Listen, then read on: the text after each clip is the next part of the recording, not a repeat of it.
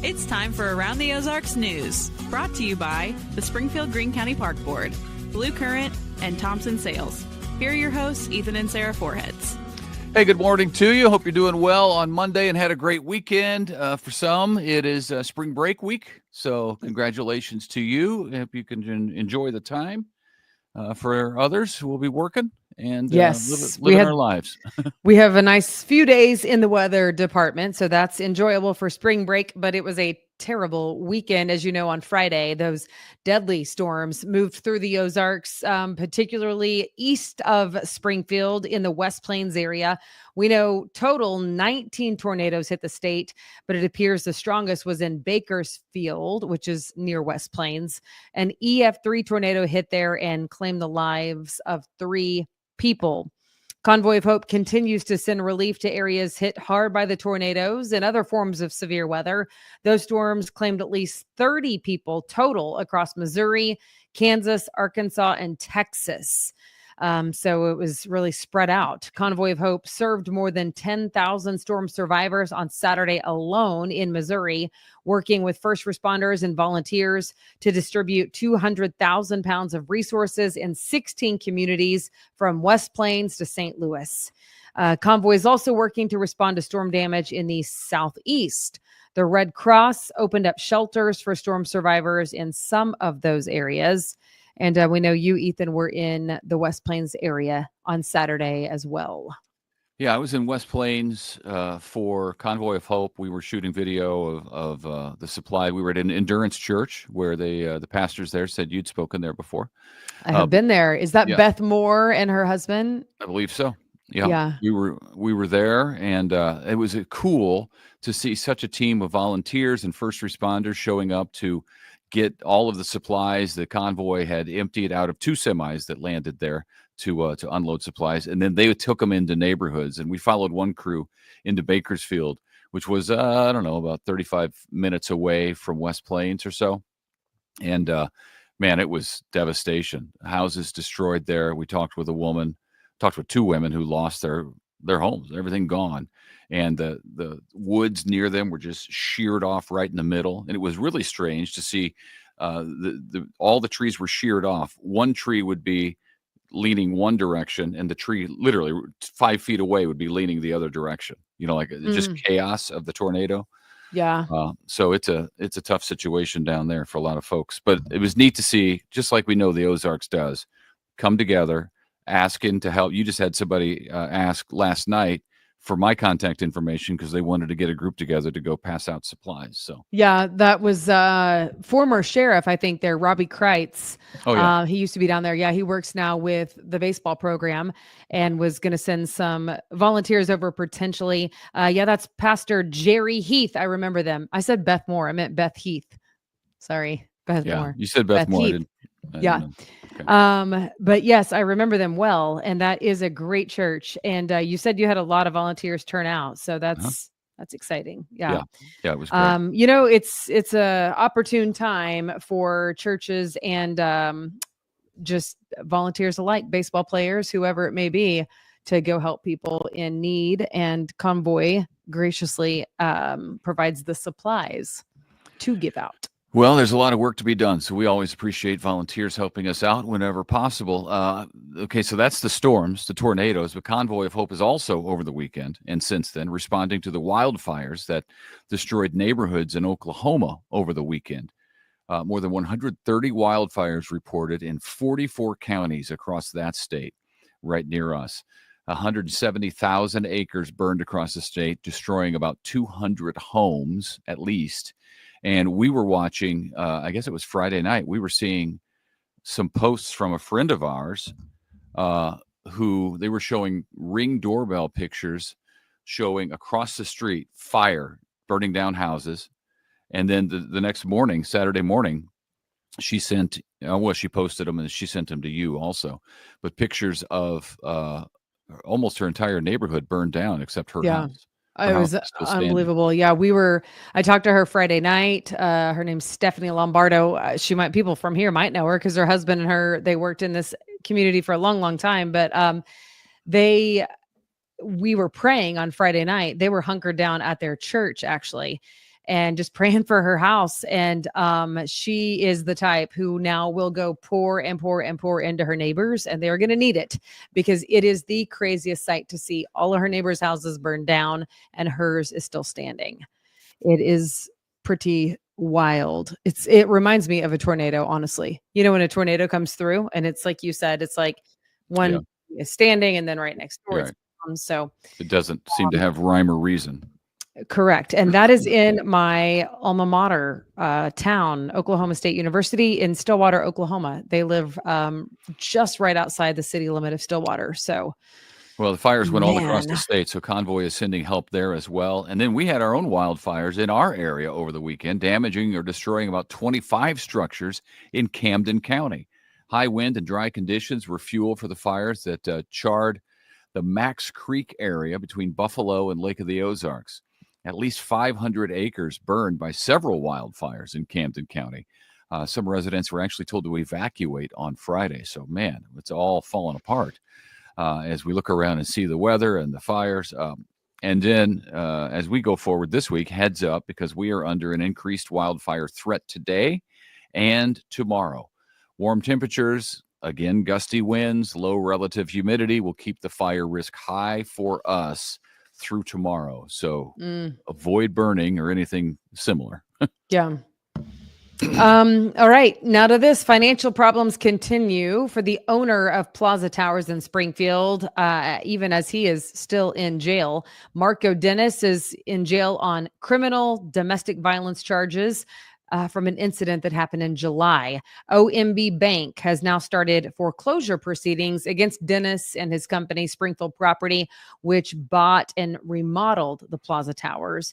He is accused of owing nearly $1 million that companies worked for on that remodel. So he's got some outstanding debt. Yeah, it's an ongoing deal too. This is all ongoing going forward because it seems like road construction season is upon us.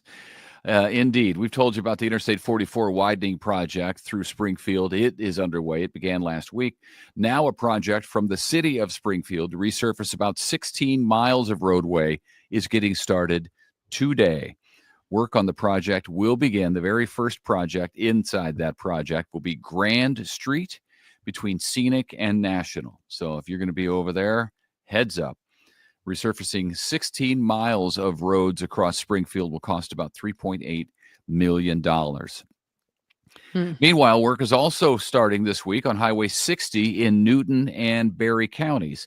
6 intersections along that stretch will be improved, adding turn lanes, putting in roundabouts in some areas to improve safety and efficiency for drivers.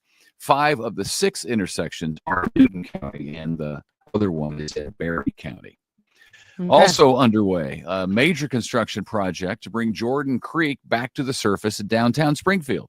The official groundbreaking for the project was last week, though work actually began back in December. Phase 1 is 2 city blocks, and it will be uncovered, the creek there, and will include green space along the creek and a walking trail. So it's going to be nice once it's taken care of. Jordan Creek, I didn't realize how far back this went, but Jordan Creek was first put underground in Springfield in the 1930s. Oh, wow. So it's been underground for almost 100 years. Wow. Yeah, I didn't know that either. Yeah. It'll be fun whenever it gets daylighted. I'm excited for it.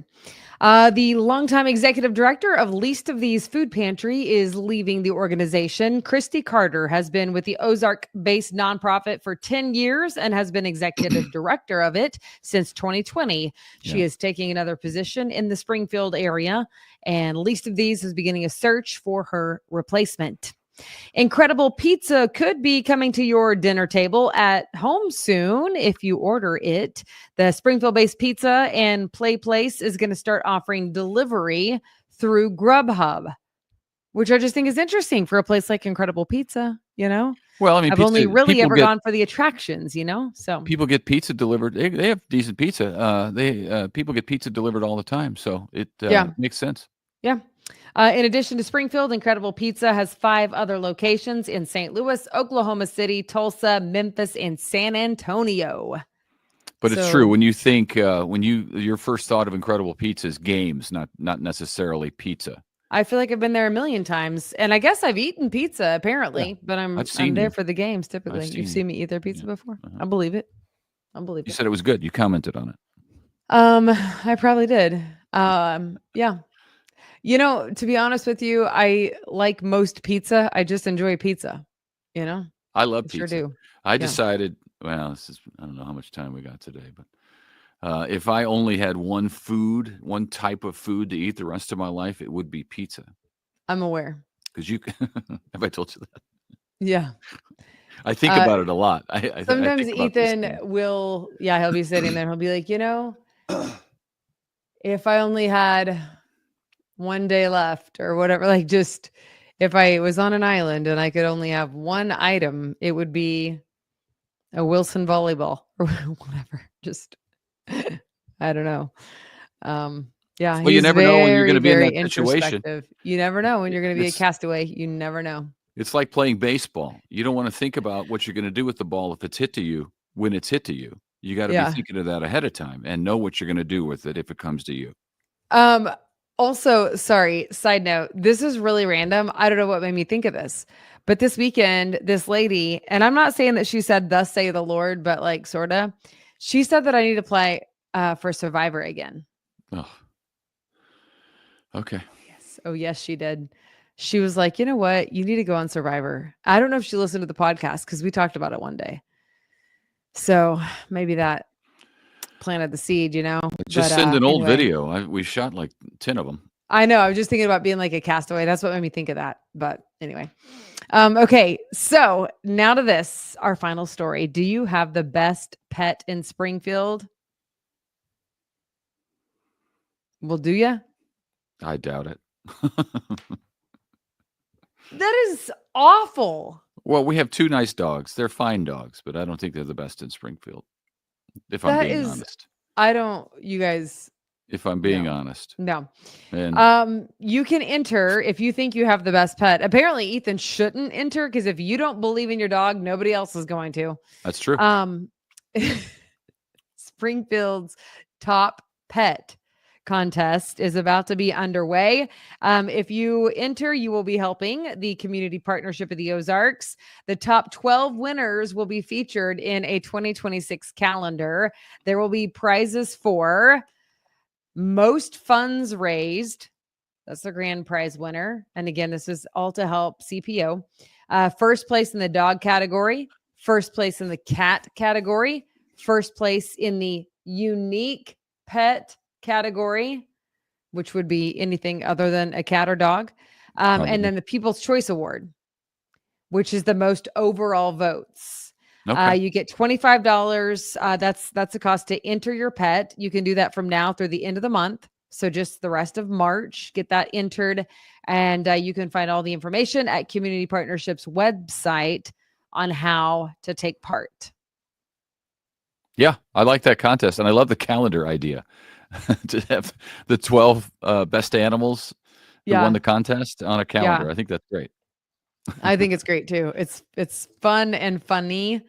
And whoever is their marketing person needs a raise. I like it. I have a question for people, and maybe you can give me the answer in Facebook as to whether you do or don't. Do people still use calendars? Not the little day planner calendars, but the calendars that go on the wall and you flip it for the month and it's a picture of a dog, or what if it's Ireland, it's a different scene, or whatever that is that you have an interest in. Cardinals. Do people still use wall calendars these days? Because I was told just a couple of weeks ago by somebody who knows the business of it and the marketing aspect of it that people do. And I was a little bit surprised by that because we don't. I use the day planner, as you know, Right. but I do see those still on people's desks. No, So there's I mean, still big I'm not calendars talking on about people's that. I'm desks. talking about the big ones that go on the wall. Oh yeah, that have, like the that wall are, of people's that homes. really it's art of Right. It's something that they like to look at, and every month it's a different picture. Yeah. So the big wall calendars, I don't know if people use those. So let us know if you are a wall calendar person or not. I'm just curious. Yeah. Probably won't be scientific. Our anecdotal poll. Yeah. It's good. I like it. It's fun. 12 people. All right. I think that's it. That's all. All right. all we got, right? Everybody, thanks for being with us on a Monday, and I hope your week turns out swell. Yes, me too. Happy spring break to those of you who are on it. Yep. All right. We'll see you back here tomorrow. Yep. Bye.